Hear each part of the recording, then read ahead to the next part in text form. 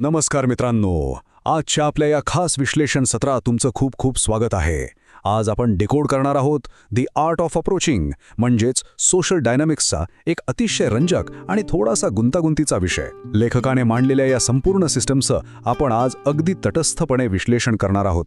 आणि हो, या प्रेझेंटेशनच्या अगदी शेवटी मी तुम्हाला एका सिक्रेट आय कॉन्टॅक्ट टेस्टबद्दल सांगणार आहे, जी तुमचा दृष्टिकोन पूर्णपणे बदलून टाकेल. त्यामुळे हे सत्र शेवटपर्यंत नक्की पहा बरं का. तत्पूर्वी जर तुम्हाला अशाच प्रकारची विश्लेषणात्मक माहिती आवडत असेल तर प्लीज आत्ताच लाईक करा आणि चॅनलला सबस्क्राईब करायला अजिबात विसरू नका. आता एक विचार करा, नकार मिळण्याची किंवा रिजेक्शनची जी भीती असते ती जर आपण सिस्टमॅटिकली म्हणजेच पद्धतशीरपणे कायमची दूर करू शकलो तर कसं वाटेल? लेखकाने याच मूळ समस्येवर प्रकाश टाकला आहे. कोणालाही अप्रोच करताना येणारी चिंता किंवा अप्रोच अँझायटी ही एक अत्यंत कॉमन गोष्ट आहे. पण या समस्येवर मात करण्यासाठी लेखकाने एक अतिशय सुव्यवस्थित टूल किट आणि काही प्रॅक्टिकल उपाय सुचवले आहेत, जे आपण आज सविस्तरपणे समजून घेणार आहोत. तर मित्रांनो, आज आपण नक्की काय काय पाहणार आहोत?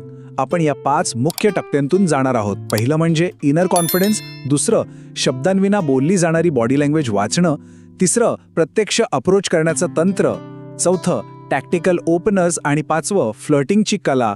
खूप भारी माहिती मिळणार आहे, त्यामुळे शेवटपर्यंत नक्की जोडून राहा.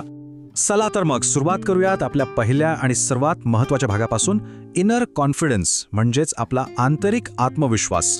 कोणत्याही सामाजिक संवादात यशस्वी होण्यासाठी लेखकाच्या मते आपला इनर गेम मजबूत असणं अत्यंत आवश्यक आहे. पण होतं काय माहितीये, आपण नकळतपणे स्वतःच्या क्षमतेचे शत्रू बनतो.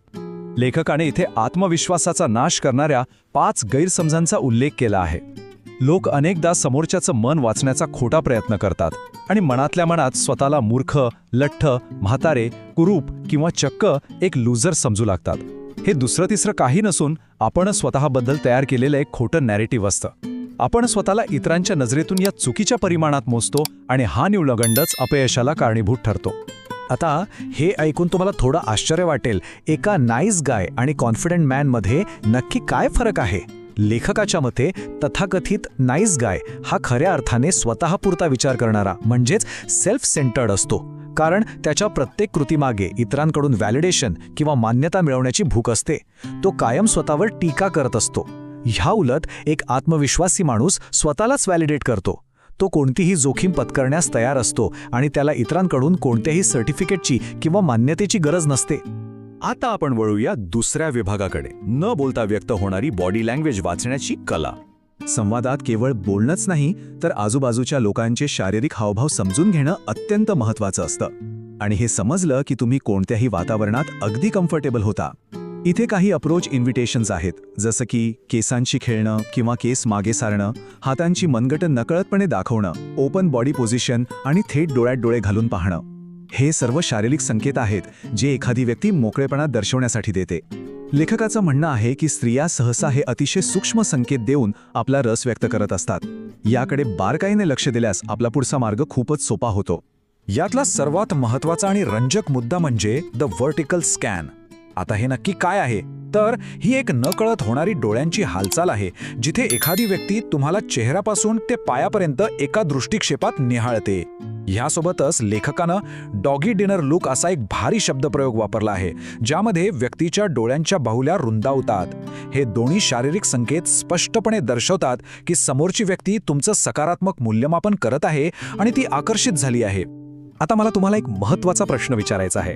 अशा न बोलता व्यक्त झालेल्या संकेतांमुळे किंवा केवळ बॉडी लँग्वेजमुळे आजूबाजूच्या वातावरणात अचानक बदल झाल्याचं तुम्हाला कधी जाणवलंय का?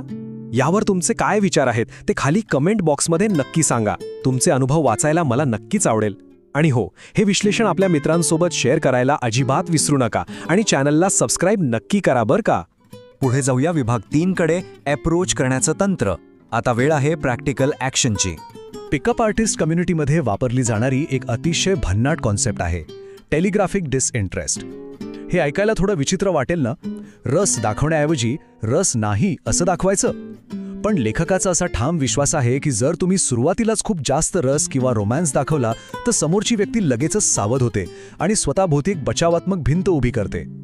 त्यामुळे सुरुवातीला थोडा डिसइंटरेस्ट किंवा तटस्थता दाखवणं हे त्यांची ती सुरुवातीची भिंत पाडण्यासाठी एक अत्यंत मोख्याची खेळी मानली जाते. मनातला तो संकोच पूर्णपणे काढून टाकण्यासाठी लेखकाने एक अत्यंत शिस्तबद्ध अशी बूट कॅम्प पद्धत दिली आहे. सोपं वाटावं म्हणून आपण शेवटच्या 2 स्टेप्स एकत्र केल्या आहेत. 1. कोणत्याही परिस्थितीसाठी 3 ओपनर्स पाठ करा. 2. त्यातला एक मुख्य ओपनर निवडा. 3. योग्य ठिकाण शोधा. 4. टार्गेट निवडा. 5. अप्रोच करा आणि त्यांच्या प्रतिसादाचा अंदाज घ्या. आणि 6. एक्झॅक्ट व्हा, म्हणजेच योग्य वेळी तो संवाद थांबून तिथून बाहेर पडा. ही एक अतिशय प्रॅक्टिकल पद्धत आहे जी सुरुवातीचा संकोच कायमचा दूर करायला मदत करते. आता आपण आलो आहोत अत्यंत प्रतीक्षित अशा 4थ्या विभागावर, टॅक्टिकल ओपनर्स. संभाषणाची सुरुवात नक्की कशी करायची?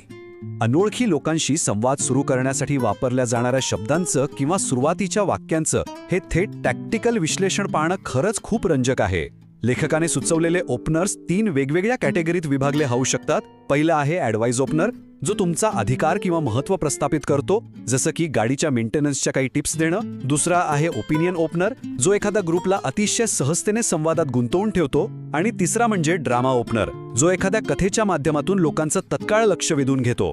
हे सर्व ओपनर्स अनोळखी लोकांमधील ती सुरुवातीची दरी दूर करण्यासाठी डिझाईन केलेले आहेत. स्नूपिंग गर्लफ्रेंड नावाच्या ओपिनियन ओपनरचं एक उत्तम उदाहरण पाहूया. चालता चालता एखाद्या ग्रुपला सहज विचारता येतं, अरे मित्रांनो, मला एका मुलीचं मत हवंय. मुलींना दुसऱ्यांच्या वस्तू लपून चुपून तपासण्याची सवय असते का? कारण माझ्या एका मित्राच्या गर्लफ्रेंडला नुकताच एक जुना शूबॉक्स सापडला. आता बघा, हा ओपनर एखाद्या गटाचं लक्ष अत्यंत सोप्या आणि रिलेटेबल रिलेशनशिप डायनॅमिक्सवर वेधून घेतो, आणि तेही तुमचे कोणतेही रोमॅन्टिक हेतू उघड न करता.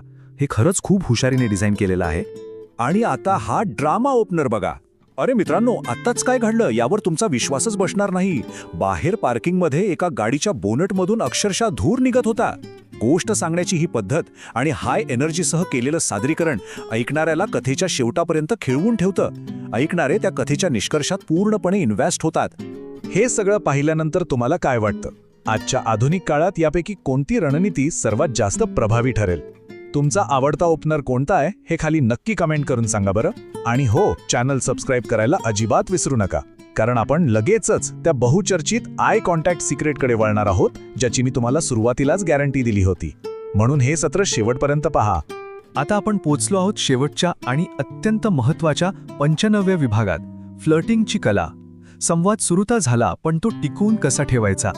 एकदा सुरुवातीचा अप्रोच यशस्वीपणे पूर्ण झाला की त्यानंतर तो संवाद कसा टिकवून ठेवायचा आणि त्यात रंजकता कशी आणायची हे समजून घेणं आवश्यक आहे. फ्लर्टिंगसाठी लेखकाने काही कडक नियम आखून दिले आहेत. रस दाखवणं आणि रस नसणं यांमध्ये सातत्याने बदल करा. हलका आणि अस्वस्थ न करणारा स्पर्श वापरा. चिकटून राहणं किंवा खूप नीडी असणं नक्की टाळा. आणि यातलं सर्वात महत्त्वाचं म्हणजे जेव्हा संवाद त्याच्या सर्वोच्च आनंददायी बिंदूवर असतो, अगदी तेव्हाच तिथून बाहेर पडा, जेणेकरून समोरच्याला तुमच्याशी आणखी बोलण्याची इच्छा राहील. स्वतःची सगळी ऊर्जा संपवून तो संवाद कंटाळवाणा करू नका. आणि फायनली, ज्या क्षणाची तुम्ही सुरुवातीपासून वाट पाहत होता, लेखकाची 100% भीतीमुक्त आय कॉन्टॅक्ट टेस्ट. ही पद्धत अत्यंत साधी पण भारी आहे. 1. दुरून डोळ्यात डोळे घाला. 2. समोरची व्यक्ती तुमच्याकडे लक्ष देईपर्यंत शांतपणे वाट पहा. 3. खऱ्या अर्थाने आणि मोकळेपणाने हसा. आणि 4. जर समोरूनही हास्य परत आलं तर आणि तरच अप्रोच करा. हे तंत्र सुरुवातीच्या अप्रोचचं पूर्ण ओझं समोरच्या व्यक्तीच्या त्या न बोललेल्या प्रतिसादावर ढकलून देतं. अत्यंत सोपं आणि 100% प्रभावी. पण लक्षात ठेवा, हे सुरुवातीचं आकर्षण टिकवून ठेवण्यासाठी प्रभावीपणे कथा सांगणं म्हणजेच स्टोरी टेलिंग अत्यंत महत्त्वाचं आहे. आणि एका चांगल्या कथेत हे 3 मुख्य घटक असायलाच हवेत: आत्मविश्वास, ठाम विश्वास, कन्व्हिक्शन, आणि भरपूर ऊर्जा, एनर्जी. या 3 गोष्टींशिवाय तुमची कोणतीही कथा पूर्णपणे कंटाळवाणी होऊ शकते. त्यामुळे संवाद साधताना या 3 गोष्टी कायम लक्षात ठेवा. जाता जाता एका विचार करायला लावणाऱ्या प्रश्नाने आपण समारोप करूया.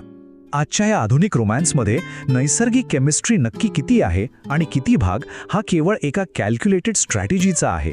यावर तुम्ही नक्की विचार करा आणि तुमची उत्तरे मला कमेंट्समध्ये द्या. मित्रांनो, हे संपूर्ण सत्र शेवटपर्यंत पाहिल्याबद्दल तुमचे खूप खूप आभार. जर तुम्हाला ही पद्धतशीर माहिती उपयुक्त आणि रंजक वाटली असेल तर व्हिडिओला नक्की लाईक करा, तुमच्या मित्रांसोबत शेअर करा, चॅनलला सबस्क्राईब करा आणि तुमचे विचार खाली कमेंट करायला अजिबात विसरू नका. पुन्हा भेटूया अशाच एका नव्या आणि रंजक